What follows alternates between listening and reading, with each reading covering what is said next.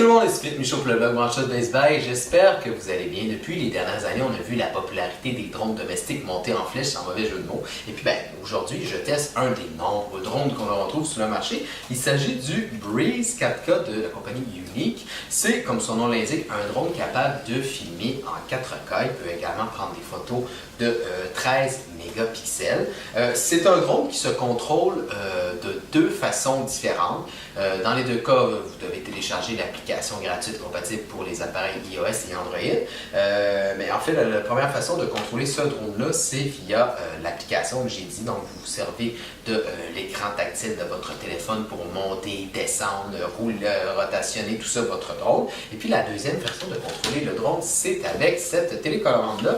En haut, vous voyez, il y a une espèce de plastique. En fait, c'est pour mettre votre téléphone intelligent pour accéder à différentes fonctions parce que ce qui est bien, c'est que l'application vous permet de voir en temps réel ce que le drone voit. Vous avez une petite caméra ici sur le devant qui est possible avec l'application de faire descendre vers le bas pour pouvoir prendre des photographies aériennes.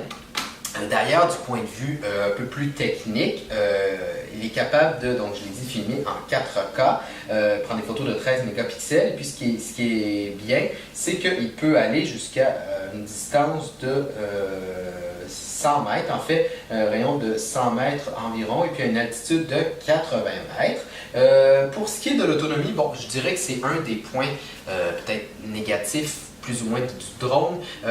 On parle d'une batterie qui dure que 12 minutes. Puis le rechargement est quand même assez rapide. Vous avez un chargeur qui est inclus, mais sinon, c'est ça, on parle d'environ 12 minutes d'autonomie. Et puis, qu'est-ce qu'en est vraiment des contrôles? Est-ce que c'est un drone qui est facile à contrôler? Parce que, bon, si vous avez déjà essayé des drones, vous avez peut-être constaté que les débuts peuvent être ardus, surtout quand on n'est pas habitué.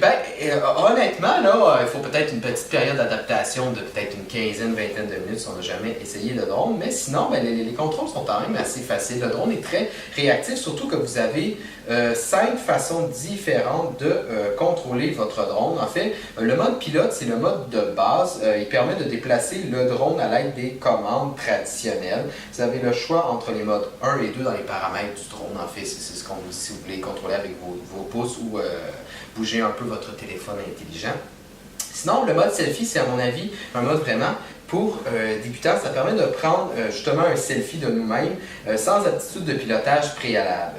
On règle la distance, la hauteur, les tiers de positionnement et puis le drone s'occupe du reste. Vous avez également le mode orbite. Dans le mode orbite, le drone le drone se déplace autour de vous ou d'un objet externe, ce qui est quand même intéressant aussi comme mode. L'autre mode est le mode voyage. En mode voyage, le drone utilise l'angle de tangage de la caméra afin de régler la trajectoire de l'aéronef de façon à ce qu'il s'éloigne de vous, puis retourne au point de départ. En fait, c'est comme si vous lui faites un petit parcours. Le mode suivant, comme il l'indique, c'est que le drone va un peu vous suivre. Et puis, finalement, ça, c'est pas un mode à proprement parler, c'est le mode contrôleur, comme je viens de l'indiquer, qui permet de contrôler le drone avec le contrôleur, la télécommande, qui, soit dit en passant, va vraiment passer à une télécommande de Xbox 360. Le rechargement de cette manette-là se fait via USB. Vous avez juste à connecter la manette dans votre ordinateur. Sinon, globalement, je me suis quand même bien amusé avec ce drone-là. Au début, j'avais un peu peur de l'endommager, j'avoue. Mais ce qui est bien, c'est que, je ne l'ai pas dit, vous avez ici des petits, surtout si vous voulez l'utiliser en dedans, mais je vous recommande de l'utiliser dehors pour vraiment en tirer pleinement profit. Vous avez des petits protecteurs qui s'enlèvent, qui permettent de protéger les hélices. Mais tout ça pour dire que, bref, je me suis bien amusé. C'est vraiment intéressant de le voir monter dans les airs. On a peur de le perdre, là, mais il n'y a pas de problème. Il y a même un bouton qui permet de le faire revenir à la maison si on veut ou de le faire atterrir d'urgence. Mais c'est vraiment une belle expérience, surtout si vous n'avez jamais utilisé le drone. Vous pouvez prendre des photos géniales de votre environnement. Par contre, je le dis, si vous habitez pas loin d'un aéroport, il faut faire attention car vous n'aurez probablement pas le droit de l'utiliser pour pas justement que votre drone rentre en contact avec les avions. Bref, c'est un drone qui s'adresse à qui? Ben, je dirais aux adolescents, peut-être de 16 ans et plus, aux adultes qui aiment la technologie, qui aiment prendre des photos, des vidéos différemment. Peut-être que les enfants auront un peu plus de difficultés, surtout de la portée du drone peut quand même aller loin. Donc, je recommanderais justement à peut-être des jeunes adultes ou des adolescents âgés de l'utiliser. Et puis, ben, une fois qu'on a appris les fonctions, c'est vraiment, j'ai dit, amusant.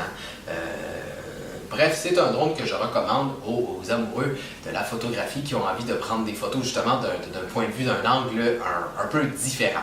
Alors voilà, si vous avez besoin d'informations supplémentaires, comme toujours, je vous invite à lire ma critique complète sur le blog Manchette Best Buy. C'était Philippe Michaud et je vous dis à la prochaine!